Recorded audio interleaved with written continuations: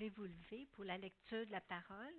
Nous allons commencer avec un passage, plutôt 2 versets, dans 2 Timothée. Tournez avec moi dans 2 Timothée, le chapitre 3. Nous allons lire les versets 16 et 17.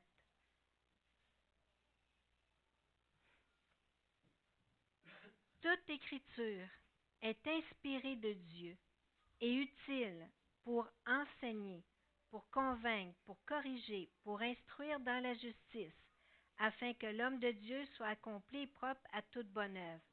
Et dans la version français courant, c'est écrit « Toute écriture est inspirée de Dieu et utile pour enseigner la vérité, réfuter l'erreur, corriger les fautes et former à une juste manière de vivre, afin que l'homme de Dieu soit parfaitement préparé et équipé pour faire toute action bonne. » Vous pouvez vous asseoir.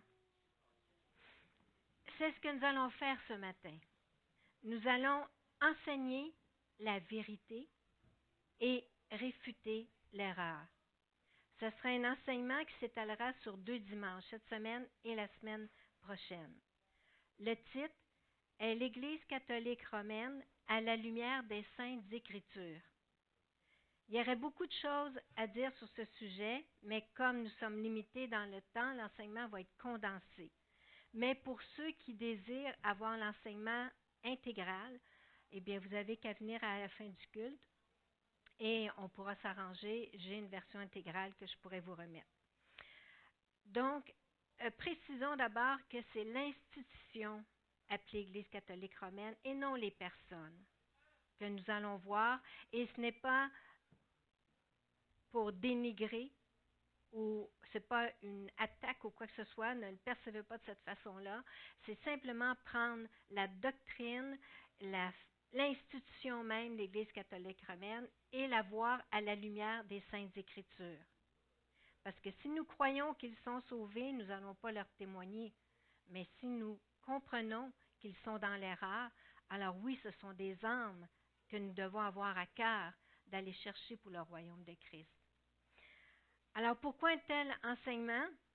Premièrement, plusieurs d'entre nous viennent de l'Église catholique romaine et nous avons, lorsque nous sommes venus au Seigneur, nous avons appris qu'ils étaient dans l'erreur pour ce qui est du salut, parce qu'ils enseignent le salut par les œuvres.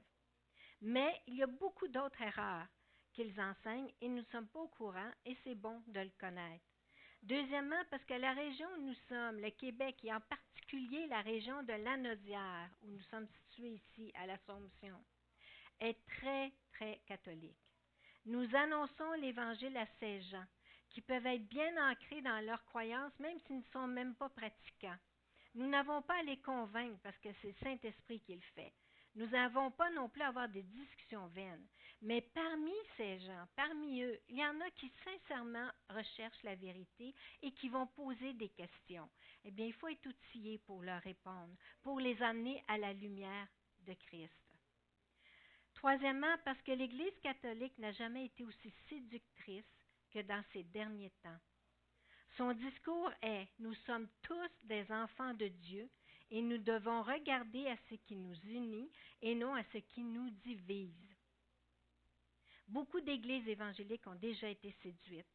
Nous devons être avertis de ces choses car nous sommes dans les derniers temps.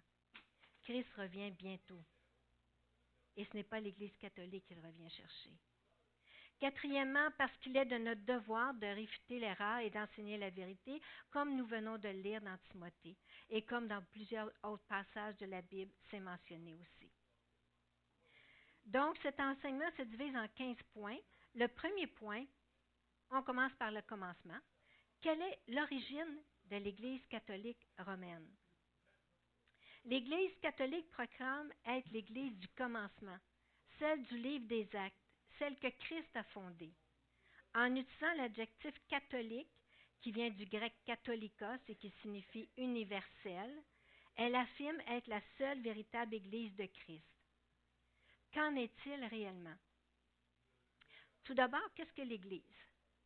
Le terme ecclésia signifie appeler hors de. Jésus a effectivement appelé hors du monde les croyants. comme c'est écrit dans Jean 15, le verset 19. Dans le Nouveau Testament, le terme ecclésia désigne principalement le rassemblement du peuple de Dieu en Christ, qui se réunit en tant que citoyen du royaume de Dieu, comme il est fait mention dans Éphésiens 2, verset 19.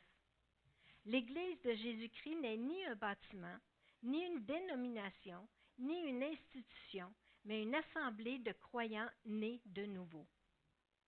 Le mot « Église » peut désigner à la fois l'Église locale, comme nous sommes ici à l'Assomption, et l'Église universelle. L'Église universelle est constituée de l'ensemble des croyants en Christ, nés de nouveau, de tout temps, qu'ils soient vivants ou morts. Qui a fondé l'Église universelle de Christ? Il est écrit dans Matthieu 16, les versets 16 et 18, « Simon-Pierre répondit, « Tu es le Christ, le Fils du Dieu vivant. » Jésus, reprenant la parole, lui dit, « Tu es heureux, Simon, fils de Jonas, car ce ne sont pas la chair et le sang qui t'ont révélé cela, mais c'est mon Père qui est dans les cieux. Et moi, je te dis que tu es Pierre, et que sur cette pierre, je bâtirai mon Église, et que les portes du séjour des morts ne prévaudront point contre elle. » Jésus fait un jeu de mots avec les mots Pierre. Dans Tu es Pierre, il emploie le mot Pétros qui signifie une petite pierre. Mais quand il est question de la pierre sur laquelle il bâtira son Église, Jésus emploie le terme Pétra qui signifie un rocher. Ailleurs et à maintes reprises dans les Écritures, Christ est comparé à un rocher inébranlable. Christ bâtira son Église sur la ferme confession que Pierre vient tout juste de faire, à savoir que Christ est le Fils du Dieu vivant. Christ est le rocher sur lequel l'Église est bâtie. L'Église catholique ne fait pas la distinction entre les deux mots, et elle enseigne que l'apôtre Pierre est le rocher sur lequel l'Église universelle est bâtie. Elle enseigne que l'apôtre Pierre était l'évêque de l'Église de Rome, c'est-à-dire le premier pape. Dans le texte que nous venons de lire, Jésus annonce qu'il bâtira son Église. C'est un événement à venir, parce qu'il fallait auparavant que Christ meure, ressuscite, qu'il monte au ciel et qu'il envoie le Saint-Esprit pour que l'Église universelle puisse voir le jour. C'est le jour de la Pentecôte, lorsque le Saint-Esprit est descendu sur les disciples réunis dans la chambre haute, que l'Église universelle de Christ est née. Pierre fit son premier discours et l'Église s'est agrandie de 3000 âmes. Cette Église naissante était composée uniquement de Juifs. Plus tard, Pierre a reçu une vision qui l'amènera à comprendre que le salut était aussi offert aux païens. Les premiers païens qui reçurent le salut étaient des Romains. Il s'agissait du centenier Corneille et des gens de sa maison. On trouve le récit de ces conversions dans le livre des Actes au chapitre 10. Puis ce fut le début de la persécution qui amena les chrétiens à se disperser. En moins de 2 générations, l'Évangile est répandu dans tout le monde connu de l'époque. Cette Église universelle est aussi appelée l'Église primitive et ne ressemble en rien à l'Église catholique romaine, qui ne fera son apparition que beaucoup plus tard. L'Église primitive était fondée uniquement sur l'enseignement des apôtres et des prophètes, c'est-à-dire sur les saintes Écritures, uniquement, sola scriptura, comme disaient les réformistes. De l'an 30 à l'an 310 après Jésus-Christ, l'Église est persécutée, d'abord principalement par les Juifs non-croyants, qui voyaient les chrétiens comme une secte, puis par les Romains. L'Église catholique proclame que les premiers martyrs chrétiens étaient tous des catholiques romains. En réalité, cette Église n'existait pas encore. Les premiers martyrs chrétiens étaient des Juifs et des païens nés de nouveau, comme nous aujourd'hui. En l'an 313, l'empereur romain Constantin proclame une loi qui accorde à tout le monde la pleine liberté de suivre la religion de leur choix. C'était la première loi de ce genre dans l'histoire du monde. Pourquoi ce revirement? L'histoire raconte que Constantin se serait converti au christianisme suite à une vision qu'il a eue alors qu'il était en route pour le champ de bataille. Il a vu la croix du Christ et il a entendu une voix lui dire « par ce signe tu vaincras. Il s'est donc engagé sur le champ de bataille sous la bannière de Christ et il a effectivement gagné le combat. L'empereur Constantin, tout en professant la foi chrétienne, ne romput pas pour longtemps avec le paganisme. Le paganisme est demeuré la religion officielle de Rome. Tout le monde a entendu parler de la mythologie romaine avec leurs multiples dieux, c'est le paganisme romain. Il mélangea chrétienté et paganisme. L'Église commençait à glisser vers l'apostasie. L'empereur Théodose a succédé à Constantin et lui a été plus loin. Il a rendu obligatoire l'appartenance à l'Église chrétienne. Jusqu'à cette époque, la conversion avait été volontaire, traduisant un changement sincère de vie et de cœur opéré par le Saint-Esprit. L'Église était un rassemblement de croyants nés de nouveau qui avait pour objectif de témoigner de Christ pour gagner les âmes perdues. Voilà que tout bascule. Cette conversion forcée a rempli l'Église de gens non convertis.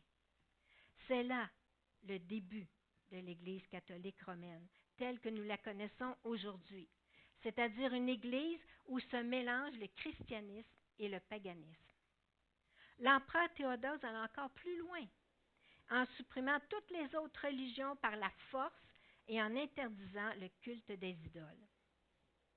L'Empire romain s'écroula en l'an 590 et fut progressivement remplacé par l'autorité de l'Église catholique romaine, avec à sa tête les premiers papes.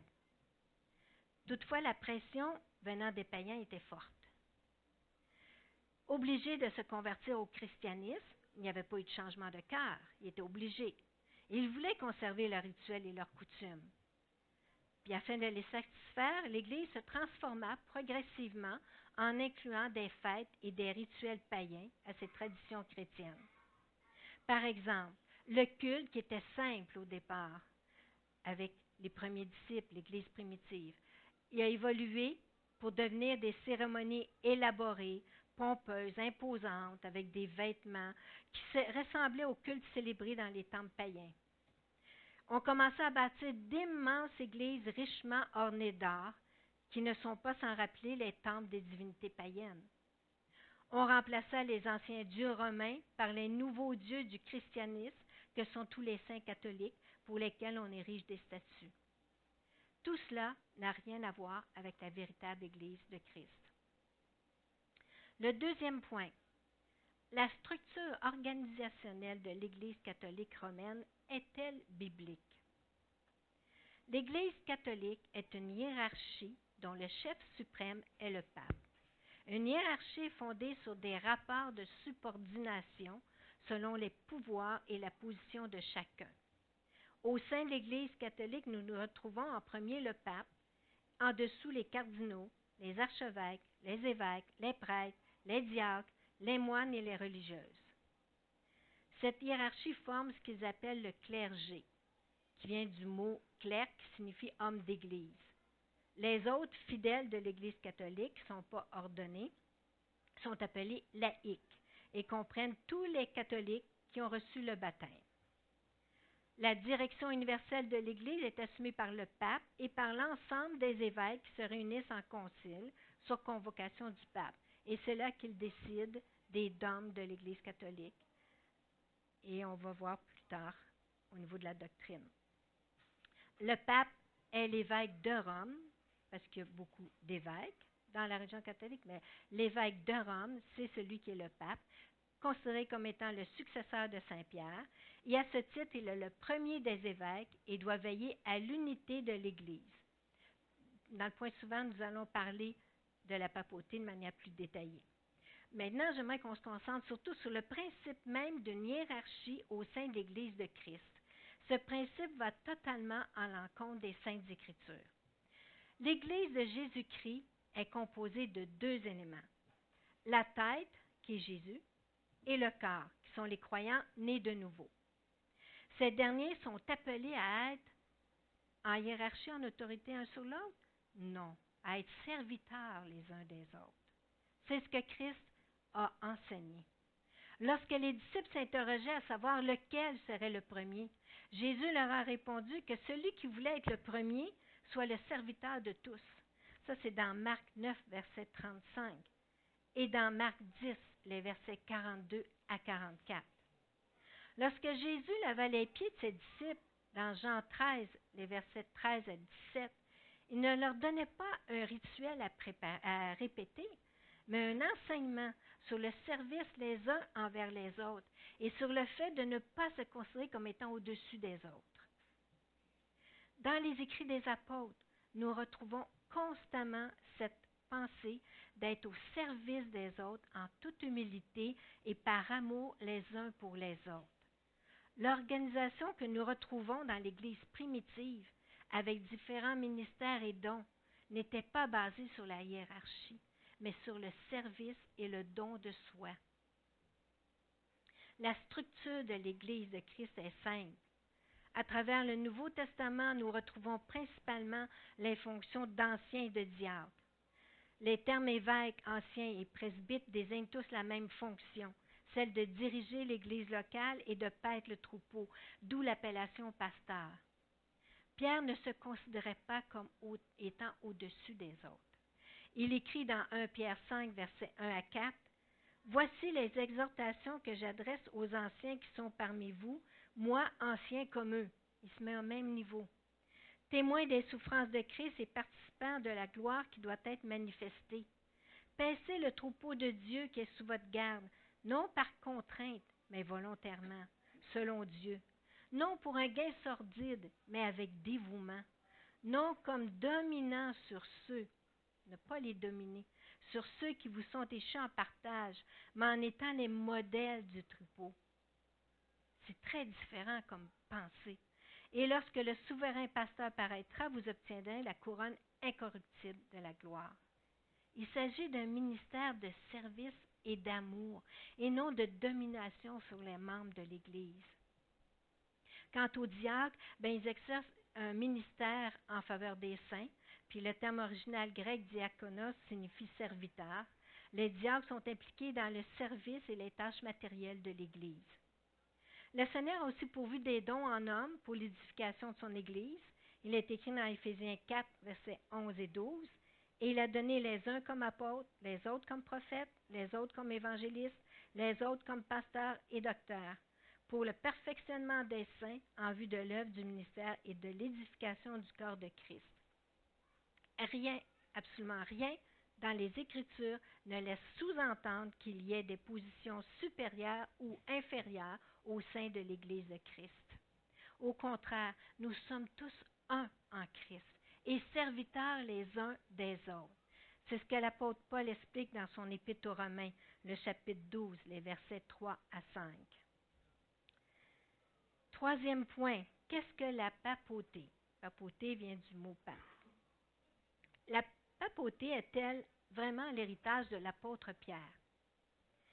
L'Église catholique enseigne que l'apôtre Pierre est le premier chef de l'Église terrestre à titre de représentant de Christ et que cette autorité est transmissible. Ça, c'est le fondement de la doctrine de la papauté de l'Église catholique. L'Église catholique fait fi de tous les passages des Saintes Écritures qui associent Jésus au rocher en tant que fondement de la foi.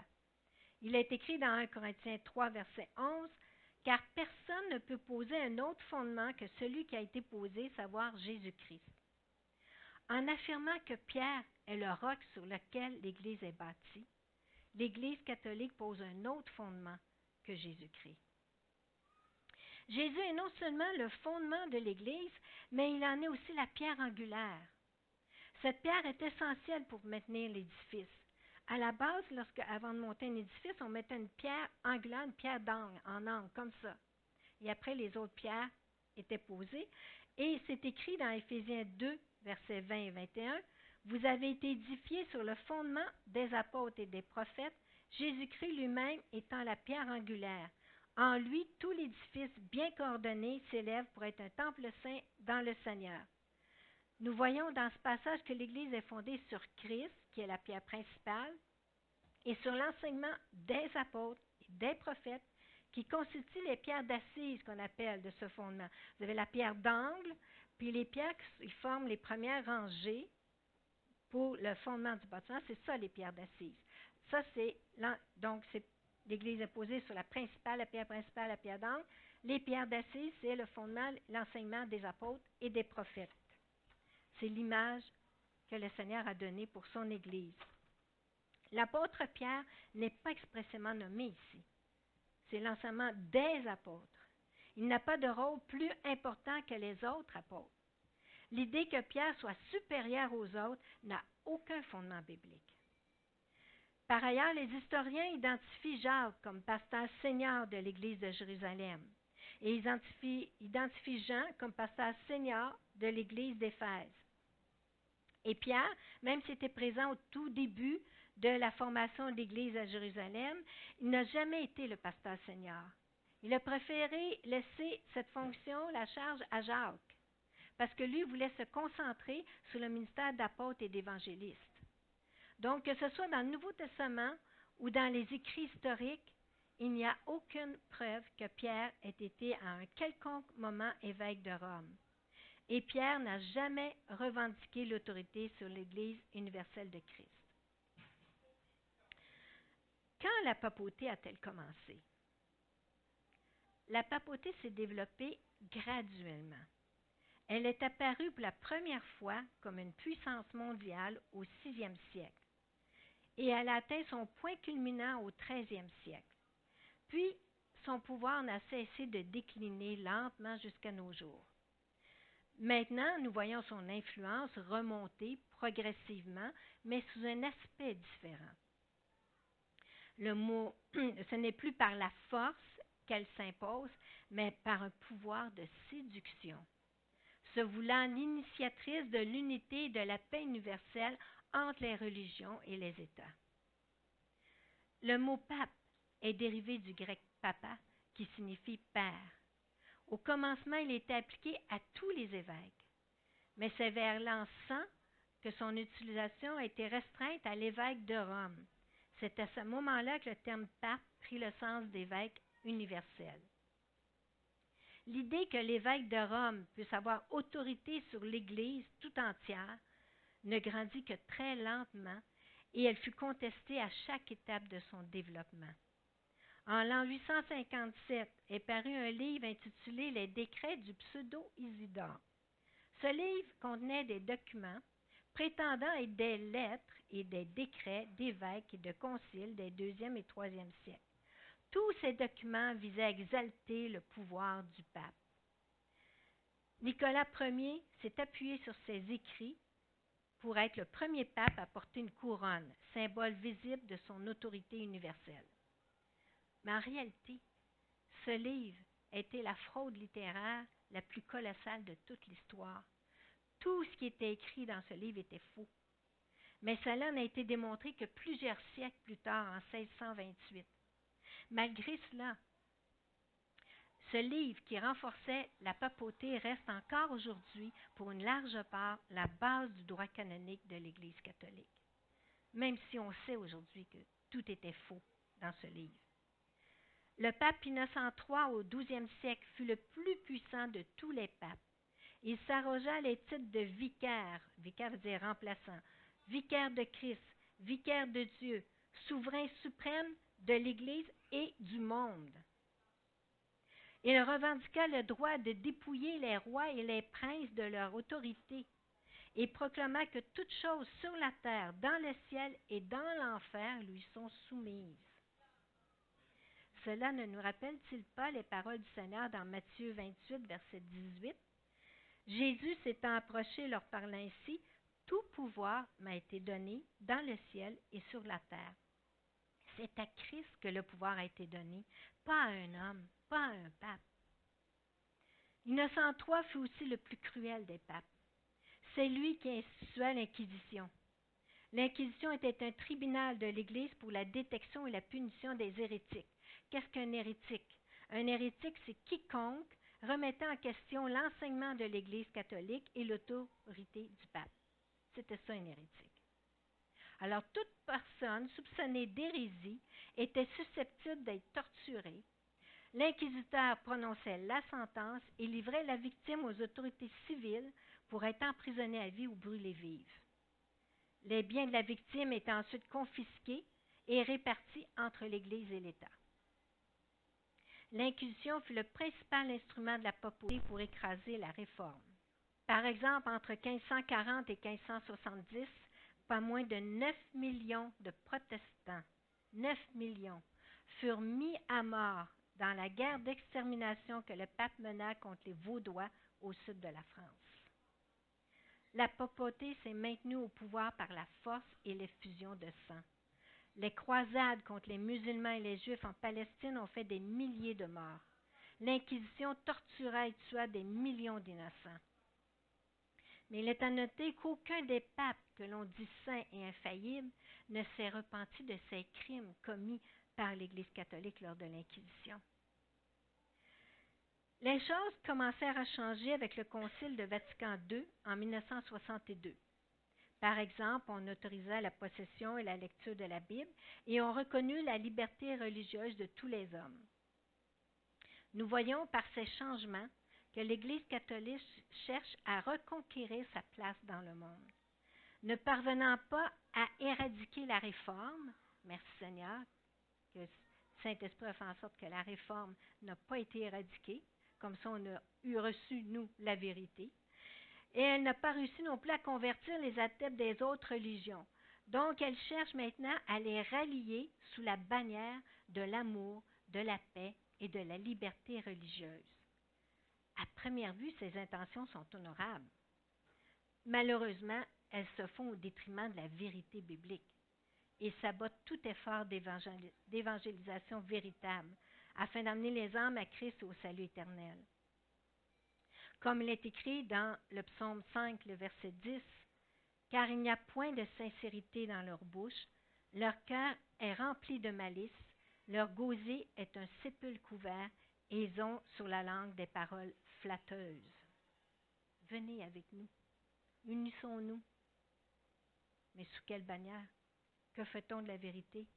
Que fait-on du salut en Jésus-Christ? Le pape est-il le vicaire de Christ? Comme j'ai dit tantôt, vicaire veut dire le remplaçant. Est-ce que le pape est le remplaçant de Christ? Tout d'abord, posons-nous la question, est-ce que Dieu nous a donné un remplaçant de Christ sur terre? La réponse est oui. Est-ce que le remplaçant est le pape? La réponse est non. Qui est ce remplaçant? La réponse est dans Jean 16, verset 7. Cependant, je vous dis la vérité, il vous est avantageux que je m'en aille, car si je ne m'en vais pas, le Consolateur ne viendra pas vers vous, mais si je m'en vais, je vous l'enverrai. Et plus loin au verset 13, quand le Consolateur sera venu, l'Esprit de vérité, il vous conduira dans toute la vérité, car il ne parlera pas de lui-même, mais il dira tout ce qu'il aura entendu, et il vous annoncera les choses à venir. Le terme original traduit par consolateur signifie un aide, un assistant, un adjoint. Le Saint-Esprit est celui qui a été désigné par Dieu pour prendre la place de Christ auprès des disciples après son ascension. Le Saint-Esprit est celui qui nous conduit à une plus profonde connaissance de la vérité des Saintes Écritures. Il est celui qui nous donne la force pour vaincre les épreuves et les persécutions. Il nous donne la puissance pour témoigner de l'Évangile. Donc, à la lumière des Saintes Écritures, nous constatons qu'aucun homme n'a été mandaté par Dieu pour remplacer le Christ. Le véritable vicaire de Christ, c'est le Saint-Esprit. Qu'est-ce que l'infaillibilité du pape? Savez-vous que le pape n'a pas toujours été considéré comme infaillible? En fait, cette idée a commencé à germer au 9e siècle, avec l'apparition des faux décrets dont nous avons parlé avant, que tout était faux. Mais les conciles de Pise, de Constance et de Bâle au 15e siècle décrétaient expressément que les papes sont soumis au concile. Autrement dit, cette idée d'infaillibilité du pape ne faisait pas l'unanimité parmi les évêques. Tout le monde n'était pas d'accord. En 1870, le pape Pie IX convoqua le concile de Vatican I dans le but express de se faire déclarer infaillible. Parce que si vous êtes déclaré infaillible, vous avez pleine autorité. Et il a réussi, après maintes résistances, puis grâce à son habile manipulation. Il a déclaré qu'il avait reçu une révélation, une nouvelle révélation de Dieu. Cette infaillibilité a été déclarée rétroactive. Autrement dit, tous les papes ont toujours été infaillibles, sauf qu'on s'en est aperçu qu'en 1870, lorsque le pape Pie IX en a reçu la révélation. Puis en quoi ça consiste, l'infaillibilité du pape? Cela signifie que lorsque le pape parle solennellement de sujets concernant la foi ou les mœurs, il jouit du privilège donné par Dieu de ne jamais commettre d'erreur et d'avoir toujours raison, y compris contre l'avis de l'ensemble de l'Église. Le pape peut même être infaillible sans le savoir, comme l'ont été tous les papes avant 1870. Il ne le savait pas, mais il est infaillible. La révélation a été donnée en 1870 seulement. Mais si on considère que la papauté est de la lignée de l'apôtre Pierre, Pierre étant le premier pape, et compte tenu que l'infaillibilité est rétroactive, on est en droit de se poser la question, comment se fait-il que l'apôtre Pierre ait été trouvé répréhensible par l'apôtre Paul? Venez avec moi dans l'Épître aux Galates, le chapitre 2. Nous allons lire les versets 11 à 14. Galates 2, versets 11 à 14.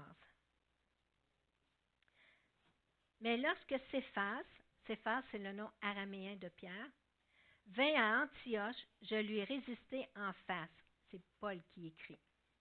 Parce qu'il était répréhensible. En effet, avant l'arrivée de quelques personnes envoyées par Jacques, il mangeait avec les païens. Et quand elles furent venues, il s'esquiva et se tint à l'écart par crainte des circoncis. Circoncis, c'est les Juifs. Avec lui, les autres Juifs usèrent aussi de dissimulation, en sorte que Barnabas même fut entraîné par leur hypocrisie. Il traite Pierre d'hypocrite.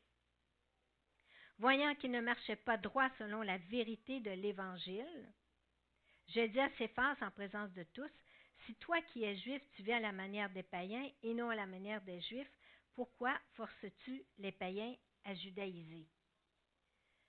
Pierre a été trouvé coupable d'hypocrisie par rapport à un point de doctrine de l'Évangile.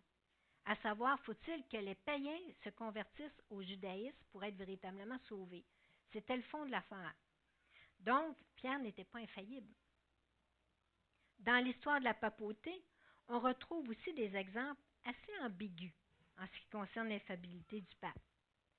Par exemple, en 1773, l'infaillible pape Clément XIV ordonna de supprimer l'ordre des Jésuites en Espagne, en France et au Portugal. Les Jésuites, ce sont des moines catholiques. En 1814, donc quelques années plus tard, un autre pape infaillible, Pie VIII, réhabilita les Jésuites. N'est-ce pas curieux qu'un pape infaillible réhabilite ce qu'un autre pape infaillible venait tout juste de supprimer? Il confirme que le premier pape a commis une erreur. C'est encore plus étrange, c'est qu'à un certain moment de l'histoire, de 1378 à 1418, il y a eu deux papes. L'un était à Rome et l'autre à Avignon en France. Ces papes rivaux se faisaient la guerre, prétendant chacun être celui qui règne sur l'ensemble de la chrétienté. Comment deux papes peuvent-ils être infaillibles tout en se contredisant l'un l'autre? En 2015, lors d'une entrevue, le pape actuel, le pape François, a condamné le fait de croire posséder la vérité absolue. Il déclara « Le fondamentalisme est une maladie qui est dans toutes les religions. Nous, les catholiques, nous en avons quelques-uns, beaucoup, qui croient avoir la vérité absolue.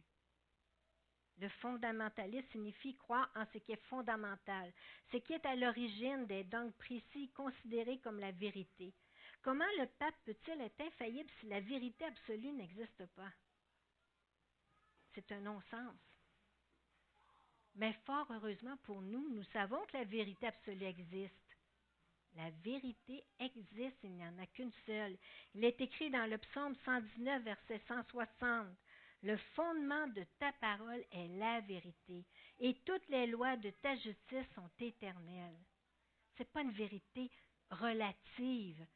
Tu prends ce qui fait ton affaire, le reste tu ne le prends pas. Des fois c'est vrai, des fois c'est à moitié vrai. C'est une vérité absolue. La vérité, c'est même une personne. Jésus-Christ. Il est écrit dans Jean 14, verset 6. Jésus lui dit, je suis le chemin, la vérité et la vie. Nul ne vient au Père que par moi. C'est lui-même qui le dit, il est la vérité, puis il le dit, il n'y a pas d'autre chemin, il y a juste lui. Jésus est la parole faite chair, et la parole est la vérité. Jean 17, verset 17, sanctifie-les par ta vérité. Ta parole est la vérité.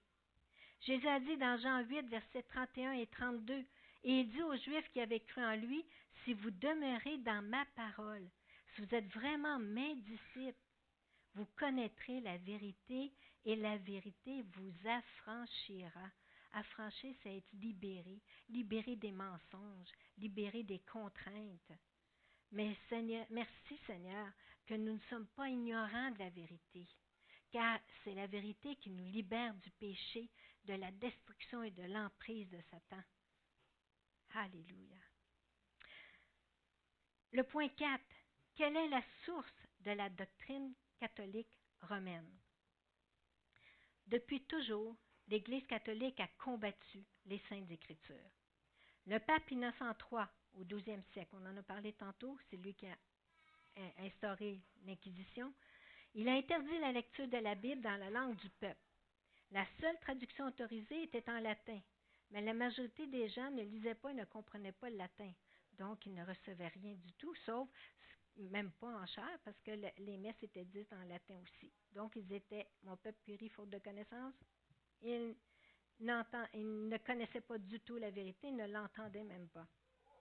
Le pape Grégoire IX, au XIIIe siècle, a interdit aux laïcs de posséder la Bible et il a supprimé toutes les traductions. Puis il a envoyé au bûcher les personnes qui étaient trouvées en possession de la Bible. Vous imaginez combien nous sommes bénis aujourd'hui de pouvoir posséder et lire la Bible librement, surtout ici en Amérique du Nord. Ailleurs, ce n'est pas le cas. Même encore aujourd'hui, dans certains pays, il faut qu'ils se cachent avec leur Bible, puis ils ont de la difficulté à obtenir des Bibles. Prions, n'oublions jamais nos frères et sœurs dans nos prières qui sont dans des pays musulmans, dans des pays communistes où ils sont tellement persécutés, il faut qu'ils se cachent constamment. Ne les oublions jamais dans nos prières. Nous avons cette liberté de pouvoir lire la parole, la vérité. Ne nous en privons pas à tous les jours. C'est comme du bonbon, ça, pour notre âme. L'Église catholique a produit sa propre version de la Bible, à laquelle a ajouté des livres non inspirés. Ces livres sont appelés livres apocryphes. Le terme apocryphe signifie dont l'authenticité n'est pas établie. La Bible originale contient 66 livres, celle de l'Église catholique en contient 76, c'est-à-dire 10 de plus. Si vous achetez une Bible et que vous trouvez à l'intérieur des livres tels que Tobie, Judith ou Maccabée, sachez que ce n'est pas la Bible originale. Puis si vous voulez voir à quoi ça ressemble, j'en ai apporté une ce matin. Alors, vous pourrez voir, j'ai mis les petits onglets où sont les livres apocryphes. Vous pouvez jeter un coup d'œil pour voir qu'est-ce que ça a l'air. Mais beaucoup des fausses doctrines de l'Église catholique proviennent de ces livres non inspirés. Lire ces livres n'apporte rien de bon. Rien de bon, ça peut que semer la confusion. Mieux vaut s'en tenir à la seule vérité des Saintes Écritures qui sont réellement inspirées par le Saint-Esprit. L'Église catholique romaine ne cesse d'ajouter, de retrancher et de modifier les Saintes Écritures. Dieu donne un avertissement solennel à tous ceux qui agissent ainsi, dans Apocalypse 22, les versets 18 à 19, où il est écrit « Je le déclare à quiconque entend les paroles de la prophétie de ce livre, il parle de la Bible, si quelqu'un y ajoute quelque chose, Dieu le frappera des fléaux décrits dans ce livre. Et si quelqu'un retranche quelque chose des paroles du livre de cette prophétie, Dieu retranchera sa part de l'arbre de la vie et de la ville sainte décrite dans ce livre. » Autrement dit, il s'en va en enfer. Non seulement l'Église catholique altère le contenu de la Bible, mais elle remplace l'autorité des Saintes Écritures par celle de sa tradition. Plusieurs récits bibliques sont présentés comme des légendes ou des allégories pour nous aider à comprendre des réalités spirituelles. Par exemple, la création, la chute de l'homme, le déluge et la tour de Babel ne sont pas considérés comme des récits historiques et véritables. François, le pape actuel, a déclaré « La Bible est un beau livre saint, mais comme toute belle œuvre ancienne, certains passages ne sont plus à jour. » Je suis désolée, Monsieur le Pape, mais ma Bible est à jour, elle le sera éternellement. Oui, elle est actuelle, elle est d'actualité, elle le sera toujours parce que l'homme demeure toujours un pécheur, il a toujours besoin de la grâce de Dieu et du salut en Jésus-Christ. Ça ne changera jamais. La doctrine de l'Église catholique s'est développée principalement à partir de la tradition et du mysticisme. La tradition catholique est fondée sur des décisions prises par des hommes, c'est-à-dire les évêques, qui sont réunis en concile pour débattre des points doctrinaux. Bien souvent, ils détournent le véritable sens des Saintes Écritures pour l'adapter à leur propre vision des choses. Que dit la Bible à ce sujet? Dans Jérémie 17, verset 5, il est écrit « Ainsi parle l'Éternel, maudit soit l'homme qui se confie dans l'homme, qui prend la chair pour son appui et qui détourne son cœur de l'Éternel. » C'est la malédiction. Quant au mysticisme catholique, qu'est-ce que c'est? Ce sont des visions, des apparitions, des manifestations surnaturelles qui amènent de nouvelles révélations qui sont reçues par les papes, les membres du clergé et les saints catholiques. Bien souvent, ces nouvelles révélations vont à l'encontre de l'enseignement des Saintes Écritures. L'Église catholique propage tous ses enseignements par ce qu'elle appelle son catéchisme, un volume de 650 pages, c'est assez gros, qui contient la doctrine, résume la foi, l'enseignement et la morale de l'Église catholique romaine. Qu'a dit Jésus au sujet de ceux qui mettent la tradition égale ou au-dessus de la parole de Dieu? Nous avons un bon exemple dans Marc 7, les versets 1 à 13, quand les pharisiens et quelques scribes ont vu que les disciples de Jésus ne se lavaient pas les mains avant de prendre leur repas. Ils demandèrent à Jésus au verset 5, « Pourquoi tes disciples ne suivent-ils pas la tradition des anciens, mais prennent-ils le repas avec des mains impures? » Jésus leur répondit, « Hypocrite, Ésaïe a bien prophétisé sur vous ainsi qu'il est écrit, « Ce peuple m'honore des lèvres, mais son cœur est éloigné de moi. » C'est en vain qu'il m'honore, en donnant des préceptes qui sont des commandements d'hommes. Vous abandonnez le commandement de Dieu et vous observez la tradition des hommes. Il leur dit encore, vous anéantissez fort bien le commandement de Dieu pour garder votre tradition. Jésus a désapprouvé fortement ce type de comportement. Point 5.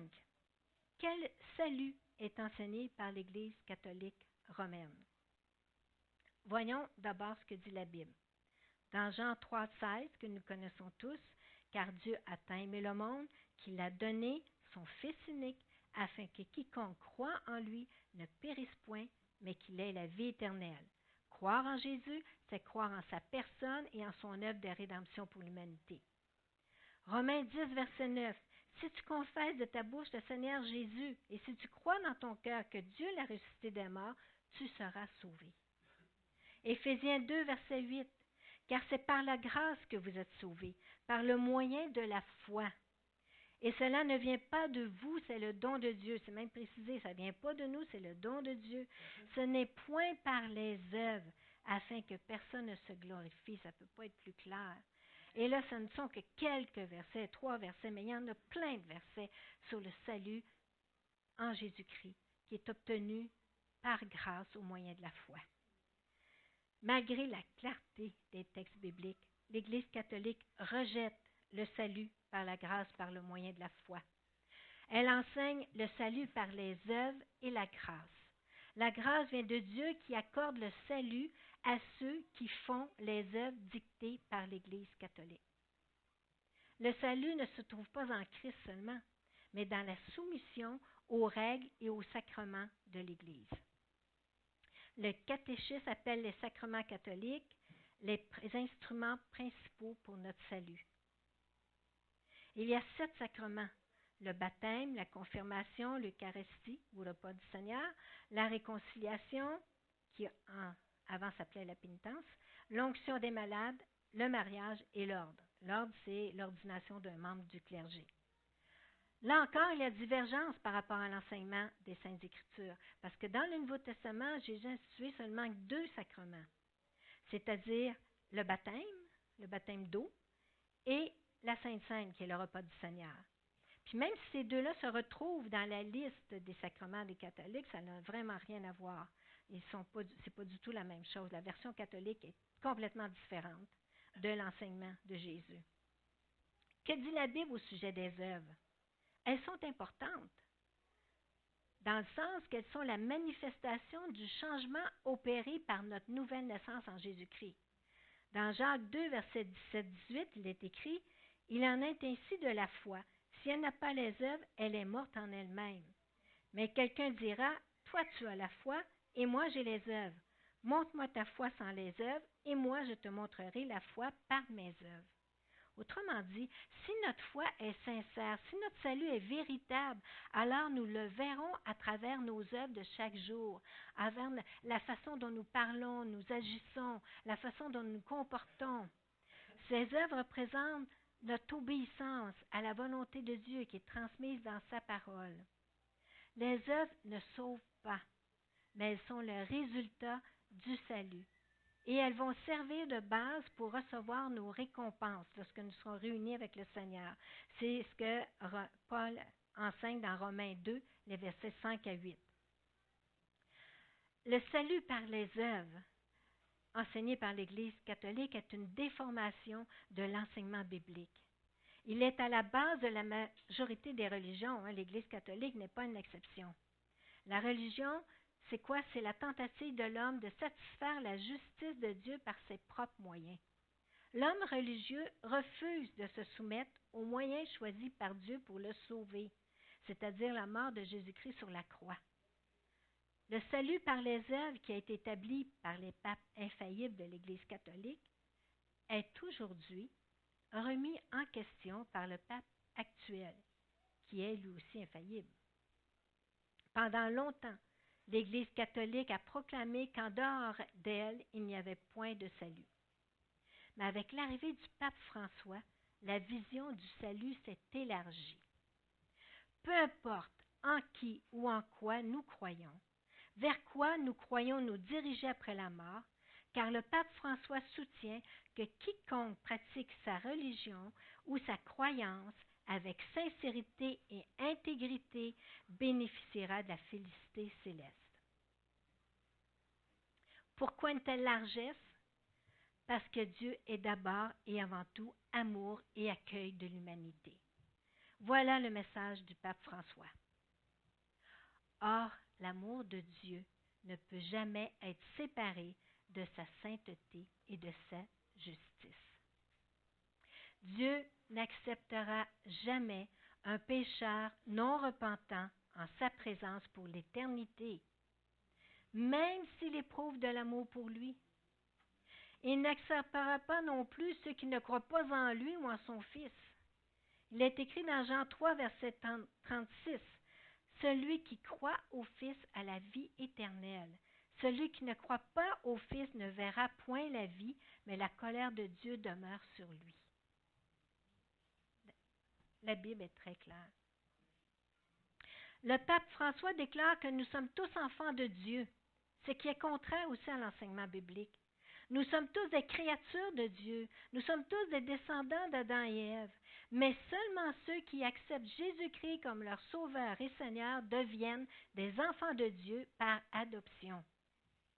Il est écrit dans Jean 1, versets 12 à 13, « Mais à tous ceux qui l'ont reçu, à ceux qui croient en son nom, elle a donné le pouvoir de devenir enfants de Dieu, lesquels sont nés, non du sang, ni de la volonté de la chair, ni de la volonté de l'homme, mais de Dieu. » C'est Dieu qui nous adopte, c'est Dieu qui fait de nous ses enfants lorsque nous acceptons son Fils. À partir de ce moment-là, nous avons une nouvelle famille quand nous faisons partie de la grande famille de Dieu. Alléluia. Le point 6 est le dernier point pour ce matin. Qu'est-ce que le sacrement du baptême? Le sacrement catholique, évidemment. Le baptême, dans la liste des 7 sacrements dans le catéchisme catholique, est positionné en premier parce qu'il constitue le moyen par lequel hommes et femmes sont sauvés. Il est écrit dans le catéchisme, le baptême est nécessaire pour le salut et nous lave du péché originel, fait de nous des chrétiens. Voilà pourquoi l'Église catholique pratique le baptême sur les bébés dès les premiers mois de leur vie, afin de s'assurer que tous iront au ciel. Les parents des bébés parlent en leur nom pour s'engager dans la foi catholique, mais plus tard, lorsqu'ils deviennent adolescents, ils peuvent renouveler leur foi par le sacrement de la confirmation. Il faut noter que l'Église catholique baptise aussi les adultes qui se convertissent au catholicisme. On leur enseigne alors le catéchisme avant de les baptiser, pour qu'ils découvrent la foi pour laquelle ils demandent le baptême. Nous sommes très loin du baptême enseigné par Jésus. Dans Matthieu 28, versets 19 et 20, il est écrit « Allez, faites de toutes les nations des disciples, faire des disciples, les baptisant, après on les baptise, au nom du Père, du Fils et du Saint-Esprit, et enseignez-leur, après on les enseigne, à observer tout ce que je vous ai prescrit. Et voici, je suis avec vous tous les jours jusqu'à la fin du monde. » Dans ce passage, nous voyons nettement que le salut précède le baptême. Jésus ordonne d'abord de faire des disciples et après de les baptiser. Plusieurs autres passages du Nouveau Testament confirment cela. Par exemple, le jour de la Pentecôte, lorsque Pierre prononça son premier discours sur le salut en Jésus-Christ, il est écrit dans Acte 2, verset 41, « Ceux qui acceptèrent sa parole furent baptisés, et en ce jour-là, le nombre des disciples s'augmenta d'environ 3000 âmes. » Donc, ils ont d'abord cru, puis après, ils ont été baptisés. Ils se sont fait baptiser pour montrer publiquement qu'ils étaient devenus des croyants en Jésus-Christ. Le baptême d'eau que Jésus a ordonné, c'est la démonstration visible du changement intérieur que produit le salut obtenu par grâce au moyen de la foi en l'œuvre de Jésus. C'est Jésus qui a fait l'œuvre. Quand il a dit tout est accompli, c'est lui qui a fait l'œuvre, c'est pas nous. Nous, nous en bénéficions, nous en avons le bénéfice. Le baptême ne sauve pas. Il ne fait que confirmer aux autres que la personne est sauvée. Pour être valable, il doit être précédé de la repentance et d'une foi personnelle en Jésus-Christ. Étant donné que ce sont des disciples qui doivent recevoir le baptême, il faut nécessairement qu'ils soient en mesure de comprendre ce qu'est le salut pour s'engager dans cette vie nouvelle. C'est pourquoi le baptême ne concerne pas les bébés et les petits-enfants. Le baptême symbolise que nous sommes unis avec Christ dans sa mort au péché et dans sa résurrection. Le terme original grec baptizo, traduit par baptême, signifie plonger dans un liquide, immergé et submergé comme un bateau qui coule. C'est pourquoi le baptême se fait par immersion sous l'eau et non pas par aspersion de quelques gouttes ou par de l'eau qui coule sur le front. Lorsque le chrétien est sous l'eau, cela représente sa mort au péché, à son ancienne vie, sa ancienne manière de vivre. Il s'identifie à Christ dans sa mort. Et lorsqu'il sort de l'eau, alors cela, il s'identifie à la résurrection de Christ et à sa nouvelle vie qu'il a déjà acceptée auparavant. Donc, il marche en nouveauté de vie pour Dieu. Nous allons nous arrêter ici et nous allons continuer cet enseignement la semaine prochaine. Nous voyons déjà, avec ces quelques éléments, que l'Église catholique romaine enseigne et propage de nombreuses erreurs. Le plus grave est sans doute le fait de détourner des millions d'âmes du véritable salut. Parce que les catholiques sont sincères dans ce qu'ils croient. Malheureusement, ils croient un mensonge. Et c'est tellement triste parce qu'ils vont s'en aller en enfer en ayant cru un mensonge, en ayant cru qu'ils vont au ciel. C'est pourquoi qu'il faut les voir comme des âmes perdues à qui nous devons prêcher la bonne nouvelle, pour les leur amener la vérité, la lumière des Saintes Écritures. Alléluia. Soyez bénis.